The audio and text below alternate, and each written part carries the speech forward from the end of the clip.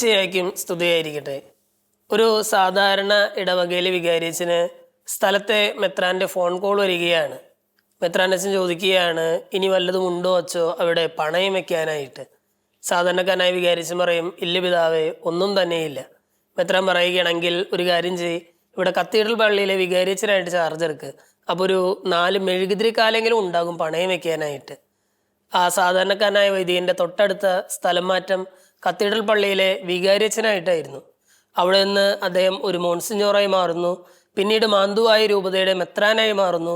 അവിടെ നിന്ന് വെനീസിലെ പാത്രിയാർക്കീസും പിന്നീട് സഭയുടെ മാർപ്പാപ്പയുമായി മാറിയ ആ സാധാരണക്കാരനായ വൈദികൻ, അത് വിശുദ്ധ 10-ാം പിയൂസ് മാർപ്പാപ്പയെ കുറിച്ചാണ് പറഞ്ഞു വരുന്നത്.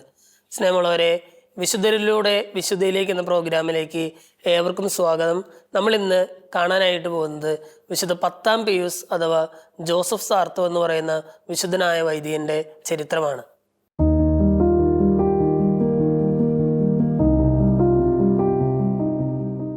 ഇറ്റലിയുടെ വടക്കൻ പ്രദേശത്തുള്ള ഒരു ചെറിയ ഗ്രാമമായിരുന്നു റീസ്.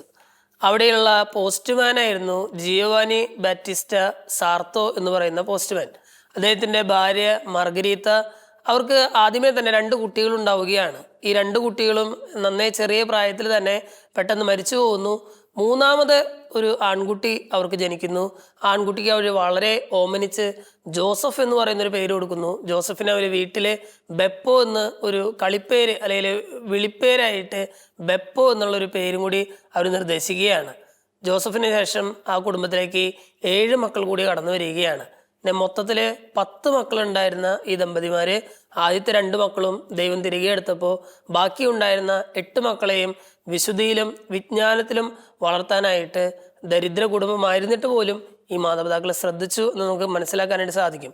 മാതാപിതാക്കളെ ഈ കുഞ്ഞുങ്ങളെ വളർത്തിക്കൊണ്ടുവരുന്നതിൽ ഒരു പരിധി വരെ സഹായിച്ചിരുന്നത് മൂത്ത ചേട്ടനായിരുന്ന അല്ലെങ്കിൽ ഇവരുടെ മൂത്ത മകനായിരുന്ന ജോസഫ് സാർത്തോ എന്ന് പറയുന്ന നമ്മുടെ കഥാനായകനായിരുന്നു. ഒരു പിടി നല്ല ശീലങ്ങൾ സാർത്തോ കുടുംബത്തിലുണ്ടായിരുന്നു. രാവിലെ എണീക്കുമ്പോഴും രാത്രി ഉറങ്ങുമ്പോഴും ദൈവത്തിന് നന്ദി പറഞ്ഞ് സ്തുതിച്ച് പ്രാർത്ഥിക്കുക എന്നുള്ളതായിരുന്നു ഒന്നാമത്തെ ശീലം. എല്ലാ ദിവസവും ബൈബിളിലെ ഒരധ്യായമെങ്കിലും വായിച്ച് എല്ലാവരും ധ്യാനിക്കുക എന്നുള്ളതായിരുന്നു മറ്റൊരു ശീലം. ആഹാരത്തിന് മുമ്പും ആഹാരത്തിന് ശേഷവും പ്രാർത്ഥിക്കുന്ന നല്ലൊരു ശീലവും ആ കുടുംബത്തിലുണ്ടായിരുന്നു. അതുകൊണ്ട് തന്നെ വിശുദ്ധരായിട്ട് ഈ മക്കള് വളർന്നു വരുന്നതിൽ മാതാപിതാക്കൾ വഹിച്ച പങ്ക് വളരെ വലുതായിരുന്നു എന്ന് നമുക്ക് കാണാനായിട്ട് സാധിക്കും. 11-ാമത്തെ വയസ്സിലാണ് ജോസഫ് സാർത്തോ ആദ്യമായിട്ട് വിശുദ്ധ കുർബാന സ്വീകരിച്ചത്. ദിവ്യകാരുണ്യത്തിന്റെ പാപ്പ എന്നറിയപ്പെടുന്ന ഈ ജോസഫ് സാർത്തോയുടെ ജീവിതത്തിലെ ദിവ്യകാരുണ്യനാഥനുമായിട്ടുള്ള ഒരു അടുപ്പം അതിൽ ആദ്യ കുർബാന സ്വീകരണത്തിന്റെ ദിവസം വളരെ വലിയ പങ്ക് വഹിച്ചിട്ടുണ്ടെന്ന് നമുക്ക് മനസ്സിലാക്കാനായിട്ട് സാധിക്കും. വളരെ നന്നായിട്ട് ഒരുങ്ങി പഠിച്ച് വിശുദ്ധിയോടുകൂടി അവൻ ആദ്യ കുർബാന സ്വീകരണം നടത്തി. 2 ദിവസം കഴിഞ്ഞപ്പോൾ ആദ്യ കുർബാന സ്വീകരണം കഴിഞ്ഞ 3-ാം ദിവസം അദ്ദേഹം തൻ്റെ വികാരിച്ചനെ കാണാനായിട്ട് വരികയാണ്. വികാരിച്ചൻ്റെ അടുത്ത് വന്നിട്ട് പറയും, വികാരിച്ച, എനിക്കൊരു ആഗ്രഹമുണ്ട്, എനിക്കൊരു വൈദികനാകണം. വികാരിച്ചന് വലിയ ഞെട്ടലൊന്നും ഉണ്ടായിരുന്നില്ല. കാരണം ഇവൻ്റെ മട്ടും ഭാവവും കണ്ടിട്ട് ഇവൻ വൈദികനാകുമെന്ന് വികാരിച്ചൻ നേരത്തെ മനസ്സിൽ ഉറപ്പിച്ചിരുന്നു. വികാരിച്ചൻ പറയുന്ന ഒരു കാര്യം ചെയ്യ്, എല്ലാ ദിവസവും കുർബാനയ്ക്ക് വന്നോ, കുർബാനയ്ക്ക് ശേഷം ഞാൻ നിന്നെ ലത്തീൻ ഭാഷ പഠിപ്പിക്കാം. കാരണം അന്ന് ലത്തീൻ ഭാഷ പഠിക്കണം, സെമിനാറിൽ ചേരണം എന്നുണ്ടെങ്കിൽ. വികാരിച്ചൻ പറയും, നീ കുർബാനയ്ക്ക് സഹായിച്ചാൽ മതി, കുർബാനയ്ക്ക് ശേഷം ഞാൻ എന്നും നിന്നെ ലത്തീൻ ഭാഷ പഠിപ്പിച്ചോളാം. അവന് ഭയങ്കര സന്തോഷമായി. എല്ലാ ദിവസവും വിശുദ്ധ കുർബാനയ്ക്ക് അവൻ ഉത്സാഹത്തോടെ വരും. അതിലേറെ ഉത്സാഹത്തോടു കൂടിയിട്ട് ലത്തീൻ ഭാഷയുടെ ക്ലാസ്സിലും അവൻ പങ്കുചേരും. കുടുംബത്തിലെ നല്ല ശീലങ്ങളോടൊപ്പം വൈദികനാകാനായിട്ടുള്ളൊരു ആഗ്രഹം ഉള്ളിലുള്ളത് കൊണ്ട് തന്നെ ജോസഫ് അന്ന് മുതൽ പുതിയൊരു നിശ്ചയം കൂടി എടുത്തു. അതായത് എല്ലാ ദിവസവും ദിവ്യകാരുണ്യ സന്നിധിയിൽ ഒരു അല്പസമയം ചെലവഴിക്കും. കാരണം ദിവ്യകാരുണ്യനാഥനുമായിട്ടുള്ള ഏറ്റവും അടുത്ത നിമിഷങ്ങൾക്കായിട്ടാണ് ഞാൻ ഒരുങ്ങിക്കൊണ്ടിരിക്കുന്നത്. ഭാവിയിൽ ഒരു വിശുദ്ധനായി വൈദികനാകണമെന്ന് എനിക്ക് വളരെ ആഗ്രഹമുണ്ട്. അത് കാരണം തന്നെ ചെറിയ പ്രായം മുതലേ ദിവ്യകാരുണ്യനാഥനുമായിട്ടുള്ള അടുപ്പം കാത്തു സൂക്ഷിക്കാൻ വേണ്ടിയിട്ട് ജോസഫ് സാർത്തോ കുടുംബത്തിലെ നല്ല ശീലങ്ങളോടൊപ്പം തന്നെ എല്ലാ ദിവസവും വിശുദ്ധ കുർബാനയുടെ മുമ്പിലിരുന്ന് ഒരു അല്പസമയം പ്രാർത്ഥിക്കുക എന്നുള്ള ഒരു പുതിയ ശീലം കൂടി വളർത്തിയെടുക്കുകയാണ്. അങ്ങനെ വളരെ ഭംഗിയായിട്ട് പൗരോഹിത്യ പരിശീലനത്തിൻ്റെ ആദ്യത്തെ ഏറ്റവും അടിസ്ഥാനപരമായിട്ടുള്ള കാര്യങ്ങൾ ചെയ്തുകൊണ്ടിരിക്കുന്നതിനിടയിൽ ഒരു ദിവസം ജോസഫിന്റെ പിതാവ് അദ്ദേഹത്തോട് പറയും, ജോസഫ് ഒരു കാര്യം ചെയ്യണം, നീ ഈ കുടുംബത്തിലെ മൂത്ത കുട്ടിയാണ് അല്ലെ, മൂത്ത കുട്ടിയാണ്, ഈ കുടുംബം അതീവ ദാരിദ്ര്യത്തിലൂടെയാണ് കടന്നു പോയിക്കൊണ്ടിരിക്കുന്നത് എന്ന് നിനക്കറിയാം. നീ ഒരു കാര്യം ചെയ്യ്, കുറച്ച് നാൾ പഠിപ്പൊക്കെ നിർത്തിയിട്ട് എന്തെങ്കിലും ജോലി എടുത്ത്, അല്ലെങ്കിൽ എന്നെ സഹായിച്ചോ അല്ലെങ്കിൽ എന്തെങ്കിലും ജോലി എടുത്തോ ഈ കുടുംബത്തിനെ ഒന്ന് സഹായിക്കുക. നമ്മുടെ ദാരിദ്ര്യമൊക്കെ കുറച്ച് കുറഞ്ഞതിന് ശേഷം നിനക്ക് വേറെ എന്തെങ്കിലും കാര്യങ്ങളിലേക്ക് കടക്കാം, അല്ലെങ്കിൽ വൈദിക പരിശീലനം നിനക്ക് വേണമെങ്കിൽ തുടരാം എന്നൊക്കെ പറയുമ്പോഴും അന്ന് ഇദ്ദേഹത്തിന്റെ അമ്മ അപ്പനെ എതിർക്കുകയാണ്. അപ്പനോട് പറയുകയാണ്, അത് വേണ്ട, ബെപ്പോ പഠിക്കട്ടെ, അതായത് ജോസഫ് സാർത്തോ അവൻ നന്നായി പഠിക്കട്ടെ, അവൻ വളർന്ന് നല്ലൊരു വൈദികനാകട്ടെ, നമുക്ക് എല്ലാവർക്കും വേണ്ടി പ്രാർത്ഥിക്കട്ടെ, അതാണ് ആവശ്യം, അവൻ പഠനത്തിൽ ശ്രദ്ധ കേന്ദ്രീകരിക്കട്ടെ എന്ന് പറഞ്ഞിട്ട് പിതാവിന്റെ നിർദ്ദേശത്തെ അമ്മ പതുക്കെ തള്ളിക്കളയുകയാണ്. യഥാർത്ഥത്തിൽ ഇദ്ദേഹത്തിന്റെ ആഗ്രഹം, അതായത് ജോസഫിന്റെ അപ്പന്റെ ആഗ്രഹവും ജോസഫ് പഠിച്ച് നല്ല വിശുദ്ധനായ വൈദികനാകണം എന്നുള്ളത് തന്നെയായിരുന്നു. അതുകൊണ്ട് തന്നെ അമ്മയുടെ നിർദ്ദേശത്തെ അദ്ദേഹം പൂർണ്ണമായും ഉൾക്കൊള്ളുകയാണ്. പ്രൈമറി വിദ്യാഭ്യാസവും ലത്തീൻ ഭാഷയിലുള്ള പ്രാവീണ്യവും മാത്രം പോരാ സെമിനാരിൽ ചേരാനായിട്ട്, മറിച്ച് പ്രൈമറി വിദ്യാഭ്യാസം മാത്രം പോരാ, ഹൈസ്കൂൾ വിദ്യാഭ്യാസം കൂടി വേണം. ഹൈസ്കൂൾ വിദ്യാഭ്യാസം ലഭിക്കണമെങ്കിൽ 8 മൈൽ അകലെയാണ് ആകെയുള്ള ഒരു സ്കൂള്. ഇദ്ദേഹം എന്ത് ചെയ്യുന്നു, എല്ലാ ദിവസവും ഈ 8 മൈൽ ദൂരം സഞ്ചരിച്ചിട്ടാണ് സ്കൂളിലേക്ക് എത്തുന്നത്. പിന്നീട് ഇദ്ദേഹം മെത്രാനായി കഴിഞ്ഞതിന് ശേഷം അവിടെയുള്ള നാട്ടിൻപുറത്തുള്ള ഒരു കൃഷിക്കാരൻ ഇദ്ദേഹത്തെക്കുറിച്ച് സാക്ഷ്യപ്പെടുത്തുന്നത് എങ്ങനെയാണ്, ആ ചെറിയ പയ്യൻ ജോസഫ് എല്ലാ ദിവസവും ഈ 8 മൈൽ ദൂരം ഇവൻ നല്ല സ്പീഡിൽ ഓടുന്ന സമയത്ത് ഷൂസ് രണ്ടും ഇങ്ങനെ ലേസ് പരസ്പരം കെട്ടിയിട്ട് കഴുത്തിലിട്ടിട്ടാണ് ഇവൻ ഓടുന്നത്. കാരണം ആ ഷൂസ് തേഞ്ഞു പോകാതിരിക്കാനാണെന്ന് കാണുന്ന എല്ലാവർക്കും അറിയാം. ഭയങ്കര സ്പീഡിൽ ഓടും. അതിൻ്റെ ഇടയിലാണ് ഇദ്ദേഹം ഭക്ഷണം പോലും കഴിക്കുന്നത്, ബ്രേക്ക്ഫാസ്റ്റ് പോലും കഴിക്കുന്നത് ഈ ഓട്ടത്തിനിടയിലാണ്. എന്നിട്ട് ഈ കൃഷിക്കാരൻ പറയുകയാണ്, സാധാരണക്കാരനായ കൃഷിക്കാരൻ പറയുകയാണ്, പക്ഷേ എത്രയൊക്കെ തിരക്കുണ്ടെങ്കിലും ഈ ഗ്രാമത്തിന്റെ അതിർത്തിയിലുള്ള ഒരു മാതാവിന്റെ ചെറിയൊരു കപ്പേളയുണ്ട്. എത്രയൊക്കെ തിരക്കുള്ള ദിവസമാണെങ്കിലും അവൻ ആ കപ്പേളയിൽ കയറിയിട്ട് 2 മിനിറ്റ് പ്രാർത്ഥിക്കാതെ അവൻ സ്കൂളിലേക്ക് കയറാറില്ല. അത്രയും ഭക്തി നിറഞ്ഞ, തീക്ഷ്ണത നിറഞ്ഞ ഒരു പയ്യനെ കുറിച്ചുള്ള ഒരു ഗ്രാമീണ, ഒരു സാധാരണ കർഷകന്റെ ഒരു സാക്ഷ്യപ്പെടുത്തലാണിത്. 4 വർഷത്തെ ഹൈസ്കൂൾ വിദ്യാഭ്യാസം കഴിഞ്ഞു. ഇനി അടുത്ത പടി എന്ന് പറഞ്ഞാൽ സെമിനാരിയിൽ ചേരലാണ്. പ്രൈമറി വിദ്യാഭ്യാസം കഴിഞ്ഞു, ലത്തീൻ ഭാഷ പഠനം കഴിഞ്ഞു, ഹൈസ്കൂൾ വിദ്യാഭ്യാസം കഴിഞ്ഞു. ഇനി വളരെ എളുപ്പത്തിൽ സെമിനാരി പ്രവേശനം ലഭിക്കും.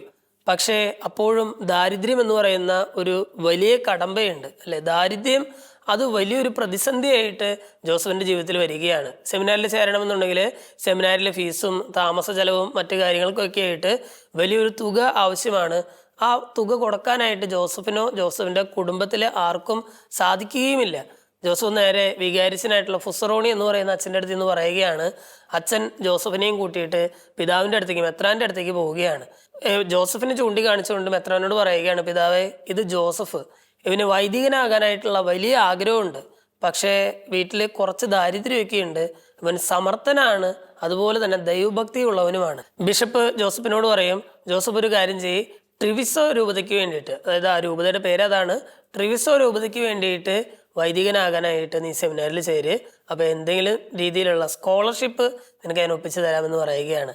അങ്ങനെ ജോസഫ് വളരെ സന്തോഷത്തോടെ, വളരെ ആഗ്രഹത്തോടു കൂടിയിട്ട് സെമിനാരി പരിശീലനം തുടങ്ങുകയാണ്. 1852 അതായത് സെമിനാരി പരിശീലനം തുടങ്ങി ആദ്യത്തെ വർഷങ്ങളിൽ തന്നെ അദ്ദേഹത്തിൻ്റെ അപ്പൻ മരിക്കുകയാണ്. 1852 അപ്പൻ മരിക്കും. സ്വാഭാവികമായിട്ടും നമുക്കറിയാവുന്നത് പോലെ തന്നെ ജോസഫ് ആ കുടുംബത്തിലെ മൂത്ത മകനാണ്. ആ മൂത്ത മകനാണ് തൻ്റെ ഉത്തരവാദിത്തങ്ങളൊക്കെ മാറ്റിവെച്ചിട്ട് സെമിനാരിൽ ചേർന്നിരിക്കുന്നത്. പക്ഷേ അപ്പൻ മരിക്കുമ്പോൾ സ്വാഭാവികമായിട്ടും ആ കുടുംബം അനാഥമായി തീരുമോ എന്നുള്ളൊരു ഭയം ജോസഫിനെയും വേട്ടയാടുന്നു. ജോസഫ് പതിയെ അമ്മയോട് പറയുകയാണ്, അമ്മേ, ഞാൻ 2 വർഷം ബ്രേക്ക് എടുക്കട്ടെ, സെമിനാരി പരിശീലനത്തിൽ നിന്നും 2 വർഷം ബ്രേക്ക് എടുത്തിട്ട് ഞാൻ അത്യാവശ്യം ജോലിയൊക്കെ ചെയ്ത് നമ്മുടെ കുടുംബം ഒന്ന് സ്റ്റേബിൾ ആക്കിയിട്ട് ഞാൻ തിരികെ സെമിനാരിൽ പോയി പഠിച്ചോളാം.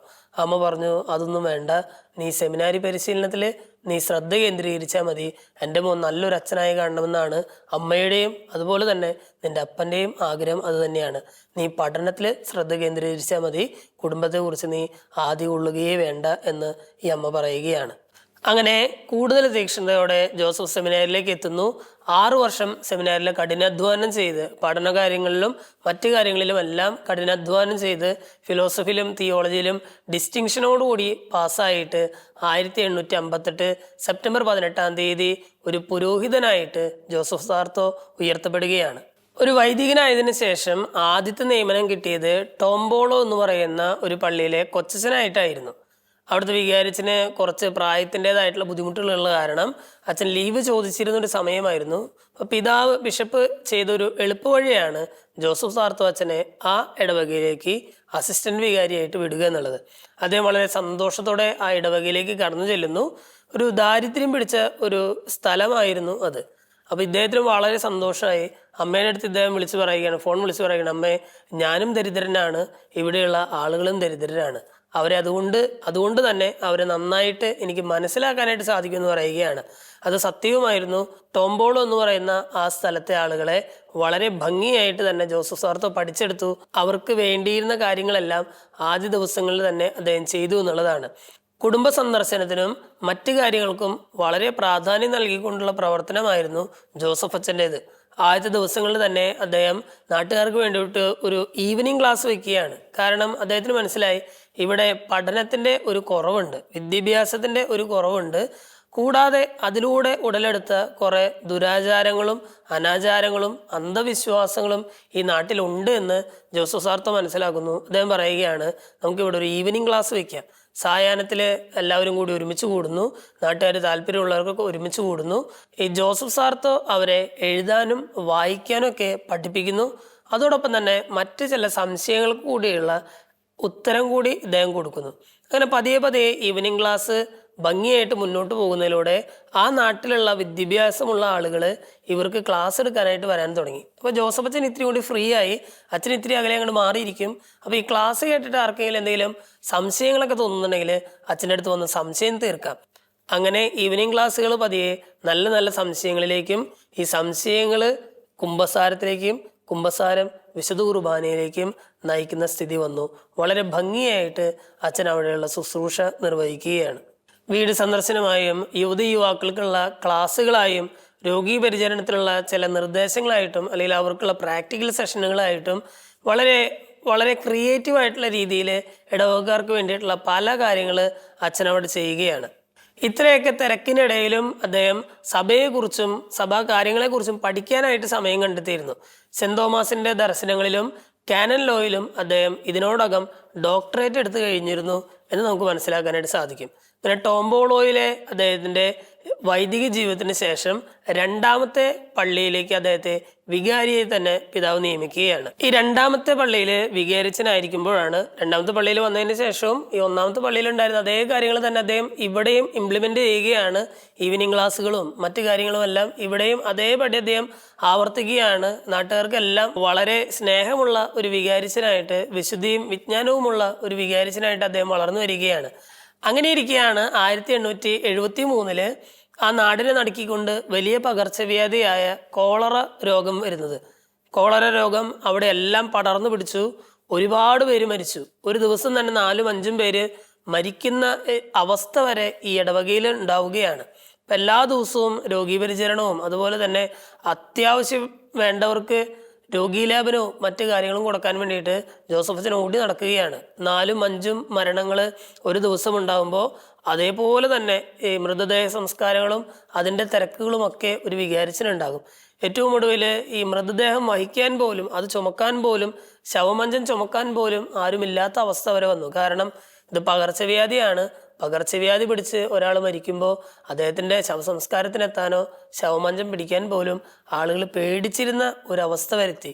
അങ്ങനെയുള്ള ഒരവസ്ഥയിൽ ഒരു വൈദികൻ തന്നെ അല്ലെങ്കിൽ ആ സ്ഥലത്തെ വികാരിച്ചൻ തന്നെ ശവമഞ്ചം ചുമന്നുകൊണ്ട് പള്ളിയിലേക്ക് വന്ന് മൃതദേഹ സംസ്കാരം നടത്തിയ ചരിത്രവും 10-ാം പീയൂസ് പാപ്പയുടെ ജീവചരിത്രത്തിൽ നമ്മൾ വായിക്കുകയാണ്.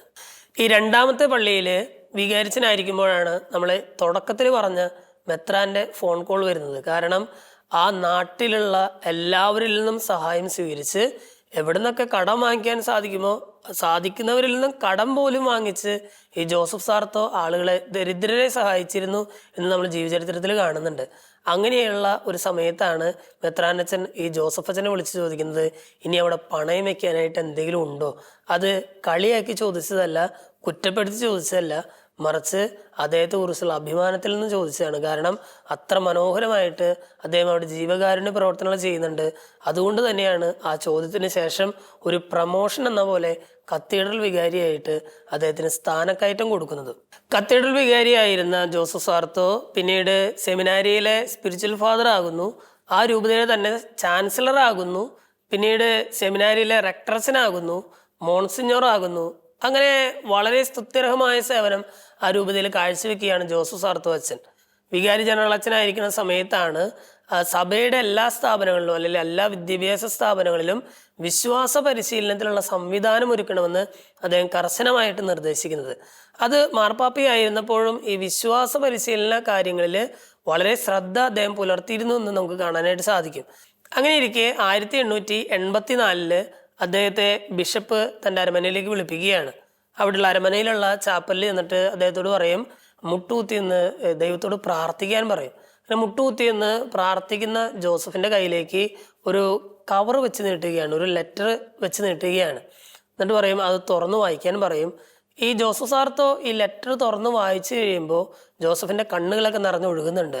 പിതാവിനോട് ഇദ്ദേഹം പറയും, പിതാവേ, ഈ സ്ഥാനത്തിന് ഞാൻ യോഗ്യനൊന്നുമല്ല. എന്തായിരുന്നു ആ കത്തില്? മാന്തുവായ് എന്ന് പറയുന്ന ഒരു രൂപതയുടെ ബിഷപ്പായിട്ട് ജോസഫ് സാർത്തോയെ നിയമിച്ചുകൊണ്ടുള്ള ഒരു കത്തായിരുന്നു അത്. ജോസഫ് പറയുകയാണ്, പിതാവ്, ഈ സ്ഥാനത്തിന് ഞാൻ യോഗ്യനൊന്നുമല്ല. അവർക്ക് എന്തോ തെറ്റ് പറ്റിയതാണ്, അവർക്ക് എന്തോ പെശക് പറ്റിയതാണ്, ഞാനൊന്നല്ല ഈ സ്ഥാനത്ത് വരേണ്ടത്. പിതാവ് പറയണം, അത് തെറ്റ് പറ്റിയതൊന്നുമല്ല, ദൈവം തന്നെ തിരഞ്ഞെടുത്തിട്ടുണ്ട്. അവര് പറയണത് നീ അങ്ങോട്ട് അനുസരിച്ചാൽ മതി, ദൈവം തന്നെ തിരഞ്ഞെടുത്തിട്ടുള്ളതാണ്. ആ രൂപതക്കാർക്ക് ജോസഫത്തിനെ സ്നേഹിക്കാൻ പറ്റിയില്ലെങ്കിൽ അവർക്ക് വേറെ ആരെയും സ്നേഹിക്കാനായിട്ട് സാധിക്കുകയില്ല. അങ്ങനെ മാന്തുവായ് രൂപതയുടെ മെത്രാനായിട്ട് നമ്മുടെ ജോസഫ് സാർത്തോ ചാർജ് എടുക്കുകയാണ്. അദ്ദേഹത്തിൻ്റെ ആദ്യത്തെ ശ്രദ്ധ പോയത് സെമിനാരി ഫോർമേഷനിലായിരുന്നു. ഒരു രൂപത നല്ല രീതിയിൽ മുന്നോട്ട് പോകണമെന്നുണ്ടെങ്കിൽ, ഇപ്പോഴായാലും ഭാവിയിലായാലും നല്ല രീതിയിൽ മുന്നോട്ട് പോകണമെന്നുണ്ടെങ്കിൽ നല്ല വിശുദ്ധിയുള്ള വിജ്ഞാനമുള്ള വൈദികരെ രൂപത വാർത്തെടുക്കണമെന്ന് അദ്ദേഹം ചിന്തിച്ചിരുന്നു. അതുകൊണ്ട് തന്നെ രൂപതയിലെ സെമിനാരി കെട്ടിടം പുതുക്കി പണിയുന്നതിലായിരുന്നു അദ്ദേഹത്തിൻ്റെ ആദ്യത്തെ ശ്രദ്ധ. സാമ്പത്തികമായിട്ട് വളരെ പിന്നാക്കം നിൽക്കുന്ന ഒരു രൂപത ആയതുകൊണ്ട് തന്നെ ആ രൂപതയിലെ സെമിനാരി കെട്ടിടം പൊളിച്ചു പണിയാനായിട്ട് ഈ മെത്രാന്റെ കുടുംബസ്വത്ത് വിൽക്കേണ്ടി വന്നു എന്ന് നമ്മൾ വായിക്കുന്നുണ്ട്. അങ്ങനെ സെമിനാരി കെട്ടിടം പുനരുദ്ധരിച്ചതിന് ശേഷം സെമിനാരി ഫോർമേഷനിലും അതുപോലെ തന്നെ വൈദികരുടെ ഫോർമേഷനിലും അദ്ദേഹം പ്രത്യേകം ശ്രദ്ധ കൊടുക്കുകയാണ്. ഫ്രീ മെയ്സൺസ് എന്ന് പറയുന്ന ഒരു ഗ്രൂപ്പ് ഉണ്ട് ആ നാട്ടില്. സഭയ്ക്ക് എതിരെ നിൽക്കുന്ന, വിശ്വാസ ജീവിതത്തിനെതിരെ നിൽക്കുന്ന ആളുകളുടെ ഒരു സംഘടന ഫ്രീ മെയ്സൺസ് എന്ന് പറയുന്ന ഒരു ഗ്രൂപ്പ് ഉണ്ട്. അതുപോലെ തന്നെ ഗവൺമെന്റിനും ഭരണത്തിനും എതിരായിട്ട് നിൽക്കുന്ന വിപ്ലവകാരികളായിട്ടുള്ള ആളുകളും ആ ഒരു നാട്ടിലുണ്ട്. ഇവരുടെ രണ്ടുപേരുടെയും സ്വാധീനം കാരണം മതത്തോടോ പ്രാർത്ഥനയോടോ ഒക്കെ ഒരു വളരെ വല്ലാത്തൊരു വിരക്തി തോന്നിയിരുന്ന ആളുകളായിരുന്നു ആ രൂപതയിലുണ്ടായിരുന്നത്. പിതാവിന് മനസ്സിലായി, ഇവരോടൊക്കെ എതിർത്ത് ജയിക്കണമെങ്കിൽ, അല്ലെങ്കിൽ ഇവരുടെ സ്വാധീനത്തിൽ നിന്നും ആളുകളെ തിരികെ കൊണ്ടുവരണമെങ്കിൽ വിശുദ്ധരായിട്ടുള്ള വൈദികരെ ആവശ്യമാണ്.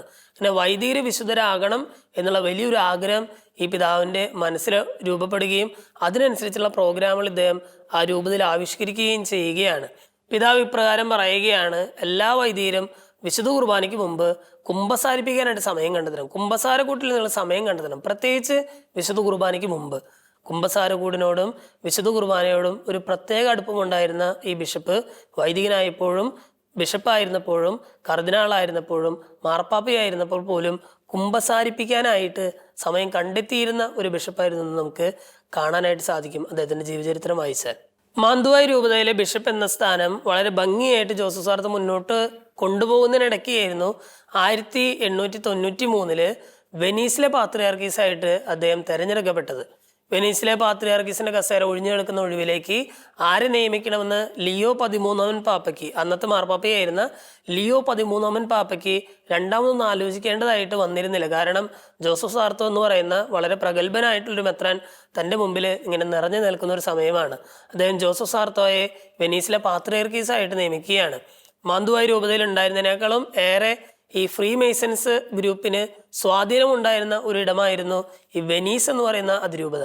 അദ്ദേഹത്തെ അവിടുത്തെ പാത്രിയാർക്കീസ് ആക്കിയത് ഈ ഫ്രീ മെയ്സൺസ് ഗ്രൂപ്പിന് ഒട്ടും ഇഷ്ടപ്പെട്ടില്ല. കാരണം അവിടുത്തെ ഒരു പ്രത്യേക സാഹചര്യം അനുസരിച്ച്, രാഷ്ട്രീയ പശ്ചാത്തലം അനുസരിച്ച് സഭയുടെ കാര്യങ്ങളിൽ ഒരു പരിധി വരെ അതിനുള്ള കാര്യങ്ങൾ തീരുമാനിക്കാനുള്ള അധികാരം ഈ ഫ്രീ മേസൺസ് ഗ്രൂപ്പിന് ഉണ്ടായിരുന്നു എന്നുള്ളതാണ്. എന്ന് പറഞ്ഞാൽ പുതിയ ഒരു പാത്രിയാർക്കീസിനെ നിയമിക്കണം എന്നുണ്ടെങ്കിൽ ഞങ്ങളുടെ കൂടെ അഭിപ്രായം അറിഞ്ഞതിന് ശേഷം വേണം അങ്ങനെ ഒരു പുതിയ പാത്രിയാർക്കീസിനൊക്കെ അവിടെ വെക്കാനായിട്ട്. ലിയോ 13 പാപ്പ ഒരിക്കലും ഈ ഫ്രീ മേസൺസിന്റെ കൂട്ട് ചേരുന്നവനായിരുന്നില്ല. അതുകൊണ്ട് തന്നെ ജോസഫ് സാർത്തോയെ വെനീസിലെ പാത്രിയാർക്കീസാക്കി നിയമിച്ചപ്പോൾ അദ്ദേഹം ഒരിക്കലും ഈ ഫ്രീ മേസൺസിനോട് ഒരു അഭിപ്രായം ചോദിച്ചിരുന്നില്ല. അത് അവർ ചൊടിപ്പിച്ചു. അതുകൊണ്ട് തന്നെ ഫ്രീമേസൺസിന്റെ നിർബന്ധ പ്രകാരം 18 മാസത്തോളം വെനീസിൽ നിന്ന് കാലുകുത്താൻ പോലും അദ്ദേഹത്തിന് സാധിക്കുന്നില്ല. 18 മാസം കഴിഞ്ഞപ്പോഴേക്കും ഈ ഫ്രീമേസൺസിന്റെ പിടിയൊന്ന് അയയുന്നു. അവർ വിചാരിക്കുന്നു ഇനിയും ഈ സ്ഥിതി മുന്നോട്ട് പോയാൽ ജനങ്ങൾ തങ്ങൾക്ക് എതിരാകും. അതുകൊണ്ട് തന്നെ അവര് ഈ നിയമനത്തെ അംഗീകരിക്കുകയാണ്. പക്ഷെ കഥയിൽ വന്ന ഒരു മാറ്റം ഇതാണ്. ഈ 18 മാസം കൊണ്ട് ജോസഫ് സാർത്തോ എന്ന് പറയുന്ന മനുഷ്യൻ ആകെ മാറിപ്പോയിരുന്നു. കാരണം വളരെ ശാന്തനായിട്ട് വളരെ വിനീതനായിട്ട് മാന്തുവാ രൂപതയെ നയിച്ചിരുന്ന ഒരു ബിഷപ്പിനെ അല്ല വെനീസിലെ പാത്രിയാർക്കീസ് സാഹിബ് കണ്ടത്. വളരെ ശക്തിയുക്തം ഫ്രീമേസൺസിനെ കടന്നാക്രമിക്കുന്ന ആ തരത്തിലുള്ള പ്രവർത്തനങ്ങളുമായിട്ട് മുന്നോട്ട് പോകുന്ന ഒരു പാത്രിയാർക്കീസിനെയാണ് നമ്മൾ വെനീസിലെ പാത്രിയാർക്കീസ് ആയിരുന്ന ജോസഫ് സാർത്തോയിൽ കാണുന്നത്. വളരെ ശാന്തനായിരുന്ന ഒരു മനുഷ്യൻ, വളരെ ധീരനും ശക്തനുമായിട്ട് സഭയ്ക്കെതിരെ വരുന്ന ശത്രുക്കളോട് പോരാടുന്ന ഒരു രീതിയാണ് വെനീസിലെ നമ്മൾ ജോസഫ് സാർത്തോയിൽ കണ്ടുവരുന്നത്. വെനീസിലെ പാത്രിയാർക്കീസ് ആയിരുന്ന സമയത്ത് ഏറ്റവും പ്രധാനപ്പെട്ട 3 കാര്യങ്ങളാണ് അദ്ദേഹം ചെയ്തത്. ഒന്ന്, സ്ഥിരം ചെയ്യാറുള്ളത് പോലെ തന്നെ സെമിനാരി ഫോർമേഷനിൽ അദ്ദേഹം വളരെ ശ്രദ്ധ കൊടുത്തു. അവിടുത്തെ സെമിനാരി ഫോർമേഷനും വൈദികരുടെ ഫോർമേഷനിലും വളരെയധികം ശ്രദ്ധിച്ചു. രണ്ടാമതായിട്ട് ലിറ്റർജിയുടെ കാര്യത്തിൽ ഇത്തിരി കൂടി ശ്രദ്ധിച്ചു. കാരണം വളരെ ആഘോഷമായിട്ട് ഈ ലിറ്റർജി മുന്നോട്ട് കൊണ്ടുപോകാനുള്ള ചില നിർദ്ദേശങ്ങളൊക്കെ അദ്ദേഹം മുന്നോട്ട് വയ്ക്കുന്നുണ്ട്. മൂന്നാമതായിട്ട് വളരെ വിപ്ലവാത്മകപരമായിട്ടുള്ള ഒരു തീരുമാനം എടുത്തതായിരുന്നു സഭയുടെ കാര്യത്തിൽ ഈ രാഷ്ട്രീയം ഇടപെടേണ്ട കാര്യമൊന്നുമില്ല. സഭയുടെ കാര്യം സഭ നോക്കിക്കോളാം, അല്ല ദൈവത്തിനുള്ള ദൈവത്തിനും സീസണിനുള്ള സീസണിനും എന്ന് പറയുന്നത് പോലെ സഭയുടെ കാര്യത്തിൽ രാഷ്ട്രീയത്തെ വലിച്ചഴിക്കേണ്ട കാര്യമൊന്നുമില്ല. അപ്പോൾ ആ ഒറ്റ തീരുമാനത്തിലൂടെ ഇവിടെയുള്ള ഫ്രീമേസൺസിനും അതുപോലെ തന്നെ ആ സമൂഹത്തിൽ ഉണ്ടായിരുന്ന ചില വിപ്ലവകാരികൾക്കും സഭയിൽ ഉണ്ടായിരുന്ന ഒരു പിടുത്തം അതൊക്കെ പതുക്കെ അഴിഞ്ഞു തുടങ്ങി എന്നുള്ളതാണ്. ഈ 3 കാര്യങ്ങളാണ് പ്രധാനമായിട്ടും ഇദ്ദേഹം വെനീസിലെ പാത്രിയാർക്കീസ് ആയിരുന്ന സമയത്ത് ഇദ്ദേഹം ചെയ്യുന്നത്. 1903 ലിയോ 13 പാപ്പ ദിവംഗതനായി. അദ്ദേഹത്തിന്റെ മരണത്തെ തുടർന്ന് കർദിനാളന്മാരെല്ലാവരും കൂടിയിട്ട് കോൺക്ലേവ് കൂടി. പക്ഷേ ആ കോൺക്ലേവിൽ ഈ ജോസഫ് സാർത്തോ മാർപ്പാപ്പയായിട്ട് തിരഞ്ഞെടുക്കപ്പെടാനായിട്ടുള്ള യാതൊരു വക സാധ്യതയും ആരും കൽപ്പിച്ചിരുന്നില്ല. അന്നത്തെ വത്തിക്കാന്റെ സ്റ്റേറ്റ് സെക്രട്ടറി ആയിരുന്ന ഒരു കർദിനാളിനെ ആയിരുന്നു അവരെല്ലാവരും മാർപ്പാപ്പയാകും എന്ന് കരുതിയിരുന്നത്. പക്ഷേ ഒന്നാമത്തെ വോട്ടിംഗ് കഴിഞ്ഞപ്പോൾ ആർക്കും വ്യക്തമായ ഭൂരിപക്ഷം കിട്ടാത്ത ഒരവസ്ഥ വന്നു. രണ്ടാമത്തെ വോട്ടിങ്ങിലും അത് തന്നെ അവസ്ഥ, മൂന്നാമത്തെ വോട്ടിങ്ങിലും അത് തന്നെ അവസ്ഥ. 4ാമത്തെ വോട്ടിങ് കഴിഞ്ഞ് 5ാമത്തെ വോട്ടിങ്ങിലാണ് ജോസഫ് സാർത്തോയെ, അപ്പോഴേക്കും ജോസഫ് സാർത്തോ എന്നുള്ള പേര് അവിടെ എല്ലാം മുഴങ്ങി കേട്ടു. 5ാമത്തെ വോട്ടിങ്ങിൽ ജോസഫ് സാർത്തോയെ മാർപ്പാപ്പയായിട്ട് സഭയുടെ പുതിയ അമരക്കാരനായിട്ട് ഈ കർദിനാൾമാരുടെ സംഘം തിരഞ്ഞെടുക്കുകയാണ്. അദ്ദേഹം അന്ന് തിരഞ്ഞെടുത്ത നാമം 10ാം പിയൂസ് എന്ന് പറയുന്ന നാമമാണ്.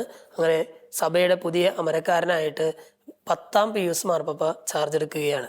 മാർപ്പാപ്പയായിരുന്ന വിശുദ്ധ 10ാം പിയൂസിന്റെ ജീവചരിത്രം നമ്മൾ വായിച്ചു നോക്കുമ്പോൾ മാർപ്പാപ്പയായിരുന്ന കാലഘട്ടത്തിൽ അദ്ദേഹം സവിശേഷ ശ്രദ്ധ കൊടുത്ത 3 കാര്യങ്ങൾ നമുക്ക് കണ്ടുപിടിക്കാനായിട്ട് സാധിക്കും. ഒന്നാമത്തെ കാര്യം, സാധാരണ ചെയ്യാറുള്ളത് പോലെ തന്നെ ദേവാലയ സംഗീതത്തിനും ദേവാലയ തിരുക്കർമ്മങ്ങൾക്കും അദ്ദേഹം ലിറ്റർജിക്ക് വളരെ പ്രാധാന്യം കൊടുത്തു എന്നുള്ളതാണ്.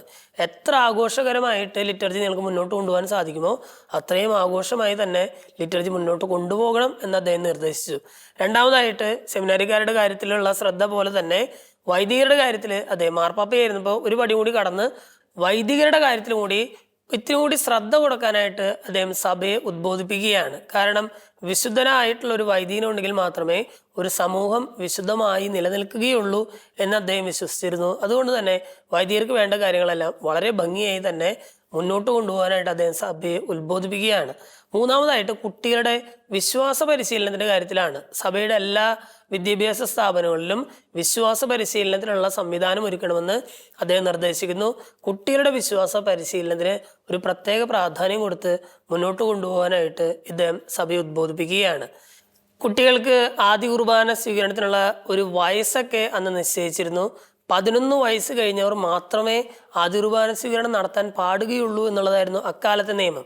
എന്നാൽ പിയൂസ് 10ാമൻ പാപ്പ ഈ നിയമത്തിന് ഏറെക്കുറെ എതിരായിരുന്നു. കാരണം അദ്ദേഹത്തിന് ഒരു ബോധ്യം, വിശുദ്ധ കുർബാന സ്വീകരിക്കുമ്പോൾ ഞാൻ ഈശോയെയാണ് സ്വീകരിക്കുന്നത് എന്നുള്ളൊരു ബോധ്യം വന്ന ഒരു കുഞ്ഞിന് ആദ്യ കുർബാന സ്വീകരണം നൽകാമെന്നുള്ളതായിരുന്നു.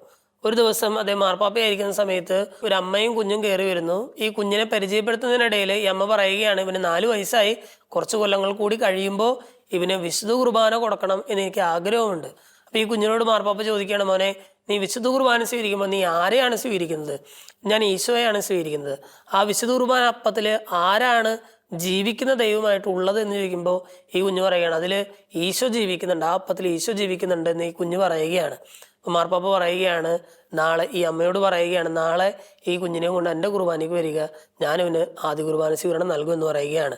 അതായത് വിശുദ്ധ കുർബാന അപ്പത്തിൽ ഈശോയാണ് വസിക്കുന്നതെന്നും ആ ഈശോയാണ് ദിവ്യകാരുണ്യ സ്വീകരണത്തിലൂടെ എൻ്റെ ഉള്ളിലേക്ക് കടന്നു വരുന്നതും എന്നുള്ള ഒരു ബോധ്യം ഉള്ള എല്ലാ കുട്ടികൾക്കും ആദ്യ കുർബാന സ്വീകരണം നടത്താമെന്ന് മാർപ്പാപ്പ ഒരു പുതിയ നിയമം കൊണ്ടുവരികയാണ്. അങ്ങനെയൊക്കെയാണ് ഇദ്ദേഹം കുട്ടികളുടെ മാർപ്പാപ്പ എന്ന് അറിയപ്പെടാനായിട്ട് തുടങ്ങിയത്. അടുക്കലടുക്കൽ വിശുദ്ധ കുർബാന സ്വീകരിക്കുന്നതിന് സാധാരണക്കാർക്ക് എന്ന് പറഞ്ഞാൽ അൽമായര് അടുക്കലടുക്കൽ ദിവ്യകാരുണ്യ സ്വീകരണം നടത്തുന്നതിനുള്ള ക്രമീകരണങ്ങളും ആ ഒരു നിയമ പരിഷ്കാരവും കൊണ്ടുവന്നത് വിശുദ്ധനായ 10-ാം പീയൂസ് പാപ്പ തന്നെയാണ്. അതുകൊണ്ടൊക്കെ തന്നെയാണ് ഇദ്ദേഹം ദിവ്യകാരുണ്യത്തിന്റെ പാപ്പ എന്നറിയപ്പെടുന്നത്. വൈദികരുടെ പരിശീലനത്തിലുള്ള പ്രത്യേക ശ്രദ്ധയും വൈദികരുടെ വിശുദ്ധ ജീവിതത്തിലുള്ള പ്രത്യേക ആഗ്രഹവും കൊണ്ട് ഇദ്ദേഹം നടത്തിയ പ്രവർത്തനങ്ങളുടെ പേരിലാണ് ഇദ്ദേഹം വൈദികരുടെ പാപ്പ എന്നറിയപ്പെടുന്നത്. 20-ാം നൂറ്റാണ്ടിന്റെ ആരംഭം സഭയുടെ ജീവിതത്തിലും അല്ലെങ്കിൽ സഭയുടെ ചരിത്രത്തിലും ലോക ചരിത്രത്തിലും അത്ര സന്തോഷപ്രദമായിട്ടുള്ള ഒരു കാലഘട്ടമായിരുന്നില്ല എന്ന് നമുക്ക് ചരിത്രം പഠിക്കുമ്പോൾ മനസ്സിലാകും. കാരണം ഒരുപാട് യുദ്ധങ്ങളും യുദ്ധക്കെടുതികളും മൂലം സംഘർഷഭരിതമായിട്ടുള്ള ഒരു വർഷങ്ങളായിരുന്നു 20-ാം നൂറ്റാണ്ടിന്റെ ആദ്യ വർഷങ്ങൾ. ആദ്യ വർഷങ്ങളിൽ സഭയെ നയിച്ച ധീരനായ മാർപ്പാപ്പയായിരുന്നു പീയൂസ് 10-ാമൻ പാപ്പ. വളരെ സമാധാനപൂർണമായിട്ട് സഭയെ നയിച്ച ധീരമായ നിലപാടുകളെടുത്ത മാർപ്പാപ്പയായിരുന്നു വിശുദ്ധ 10-ാം പീയൂസ് പാപ്പ. യുദ്ധവും യുദ്ധക്കെടുതികളും തൻ്റെ മനസ്സിനെ അസ്വസ്ഥതപ്പെടുത്തുകയും ആ അസ്വസ്ഥത തൻ്റെ ശരീരത്തിലേക്ക് പടരുകയും ചെയ്തതോടുകൂടി തന്നെ അദ്ദേഹത്തിൻ്റെ ആരോഗ്യം ക്ഷയിക്കാനായിട്ട് തുടങ്ങി. ഏറ്റവും ഒടുവിൽ 1914 ഓഗസ്റ്റ് മാസം 20-ാം തീയതി അദ്ദേഹം മരണത്തെ പുൽകുകയാണ്, ദിവംഗതനാവുകയാണ്. സ്നേഹമുള്ളവരെ, ജീവിച്ചിരുന്ന കാലഘട്ടത്തിൽ തന്നെ അത്ഭുതങ്ങൾ പ്രവർത്തിച്ചിരുന്ന ഒരു പാപ്പ എന്ന് പറഞ്ഞാൽ നമ്മൾ അദ്ദേഹത്തിന്റെ ജീവചരിത്രത്തിൽ ഇപ്രകാരം ഒരു ഇൻസിഡന്റ് നമ്മൾ വായിക്കുന്നുണ്ട്. ഒരു ദിവസം ഇദ്ദേഹം ഒരു പബ്ലിക് ഓഡിയൻസ്, ഒരു പബ്ലിക്കായിട്ടിരുന്ന ഒരു പ്രസംഗം പറഞ്ഞുകൊണ്ടിരിക്കുന്നതിനിടയിൽ ഒരു കുഞ്ഞിനെ ഒരു പിതാവ് കൊണ്ടുവന്നിട്ട് ഇദ്ദേഹത്തിന്റെ മടിയിൽ കിടത്തും. പക്ഷപാതം എന്ന് പറയുന്ന ഒരു അസുഖം ബാധിച്ചിരുന്ന ഒരു കുഞ്ഞായിരുന്നു അത്. ആ കുഞ്ഞിനെ മാർപ്പാപ്പ തന്റെ മടിയിലിരുത്തി അദ്ദേഹം തന്റെ പ്രസംഗം തുടരും. ഈ കുഞ്ഞിനെ എണീറ്റ് നടക്കാനൊന്നും പറ്റുകയില്ല. പക്ഷപാതം എന്ന് പറയുന്ന ഒരു രോഗമാണ്. ഈ പ്രസംഗം തുടരുന്നതിനിടയിൽ ഈ കുഞ്ഞ് എണീറ്റ് വളരെ കൂളായിട്ട് നടന്നു പോവുകയാണ്. എന്ന് പറഞ്ഞാൽ ആ പ്രസംഗത്തിനിടയിൽ ഈ കുഞ്ഞിന് സൗഖ്യം ലഭിക്കുകയാണ്. കുഞ്ഞ് വളരെ കൂളായിട്ട് നടന്ന് അതിൻ്റെ മാതാപിതാക്കളുടെ അടുത്തേക്ക് പോവുകയാണ്. മാർപ്പാപ്പയായിട്ട് ഒന്നും സംഭവിച്ചിട്ടില്ല എന്നുള്ളൊരു രീതിയിൽ വളരെ ഭംഗിയായിട്ട് ഇദ്ദേഹത്തിൻ്റെ പ്രസംഗം തുടരുകയും ചെയ്യുകയാണ്. ഈ ഒരു സംഭവത്തെ കുറിച്ച് ചോദിക്കുമ്പോൾ ഇദ്ദേഹം പറയുന്നുണ്ട്, ഇത് ചെയ്തത് ഞാനൊന്നുമല്ലല്ലോ, ദൈവം ചെയ്തൊരു അത്ഭുതമാണ്. ഞാൻ അതിലൊരു കാഴ്ചക്കാരനായി നിന്നു എന്നേ ഉള്ളൂ. അതിൽ പ്രത്യേകിച്ച് അഹങ്കരിക്കാനോ അത്ഭുതപ്പെടാനോ ഒന്നുമില്ല. ദൈവത്തിനൊരു അത്ഭുതം അത്ര മാത്രമേ ഉള്ളൂ എന്ന് പറയുന്ന വളരെ സിമ്പിളായിട്ടുള്ളൊരു നിലപാട് അദ്ദേഹം എടുക്കുകയാണ്. മറ്റ് ഒരുപാട് അത്ഭുതങ്ങളും ജീവിച്ചിരുന്ന കാലഘട്ടത്തിൽ തന്നെ അദ്ദേഹത്തിന്റെ ജീവിതം വഴി നടന്നതായിട്ട് അദ്ദേഹത്തിന്റെ ജീവചരിത്രം സാക്ഷ്യപ്പെടുത്തുന്നുണ്ട്. 1914 ദിവംഗതനായ 10-ാം പീയൂസ് പാപ്പയുടെ മൃതദേഹം 30 വർഷങ്ങൾക്ക് ശേഷം 1944 നാമകരണ നടപടികൾക്കായിട്ട് ആ കല്ലറ തുറന്നു നോക്കിയപ്പോൾ അന്നും അഴുകാതെ ഇരിക്കുന്ന ആ ശരീരം കാണുകയും അത് പിന്നീട് ഇന്നും നമുക്ക് കാണാവുന്ന രീതിയിൽ അവിടെ സൂക്ഷിക്കുകയും ചെയ്തിട്ടുണ്ട്. 1952 സഭ ഇദ്ദേഹത്തെ വാഴ്ത്തപ്പെട്ടവരുടെ ഗണത്തിലേക്ക് ഉയർത്തുന്നത്. 1954 12-ാം പീയൂസ് പാപ്പ 10-ാം പീയൂസ് മാർപ്പാപ്പയെ വിശുദ്ധരുടെ ഗണത്തിലേക്ക് ഉയർത്തുകയാണ്. സ്നേഹമുള്ളവരെ, ജീവിച്ചിരുന്ന കാലഘട്ടത്തിൽ തന്നെ വിശുദ്ധൻ എന്ന് അറിയപ്പെട്ടിരുന്നൊരു മനുഷ്യൻ, പരിശുദ്ധ അമ്മയോടും വിശുദ്ധ കുർബാനയോടും ലിറ്റർജിയോടും പ്രാർത്ഥനയോടുമൊക്കെ വളരെയധികം സ്നേഹമുണ്ടായിരുന്ന ഒരു ആത്മബന്ധമുണ്ടായിരുന്ന ഒരു മനുഷ്യൻ, ദിവ്യകാരുണ്യത്തോട് ദിവ്യകാരുണ്യ സ്വീകരണത്തോട് കുമ്പസാരത്തോടും കുമ്പസാരക്കൂടിനോടും പ്രത്യേകമായ രീതിയിൽ സ്നേഹം പ്രകടിപ്പിച്ചിരുന്നൊരു മനുഷ്യൻ. അദ്ദേഹം വിശുദ്ധനായില്ലെങ്കിലേ അത്ഭുതമുള്ളൂ. സ്നേഹമുള്ളവരെ, വിശുദ്ധ 10-ാം പീയൂസ് മാർപ്പാപ്പയുടെ ജീവചരിത്രം കേട്ട് കഴിയുമ്പോൾ നമുക്കും ഈ ഒരു ആഗ്രഹം ഉണ്ടാകട്ടെ, കുമ്പസാരത്തോടും കുമ്പസാരക്കൂടിനോടും ഒരു സ്നേഹം ഉണ്ടാകട്ടെ, ദിവ്യകാരുണ്യത്തോടും ദിവ്യകാരുണ്യ സ്വീകരണത്തോടും അടങ്ങാത്ത ഒരു ആഗ്രഹം ഉണ്ടാകട്ടെ. ബൈബിൾ വായനയും മറ്റു പ്രാർത്ഥനകളും നമ്മുടെ ജീവിതത്തിന്റെ ഭാഗമാകട്ടെ. വിശുദ്ധ 10-ാം പീയൂസ് നമ്മുടെ വിശ്വാസ വഴിയിൽ എന്നും നമുക്ക് മുമ്പിൽ കത്തിജ്വലിക്കുന്ന ഒരു വിളക്കായിരിക്കട്ടെ. ആമേൻ.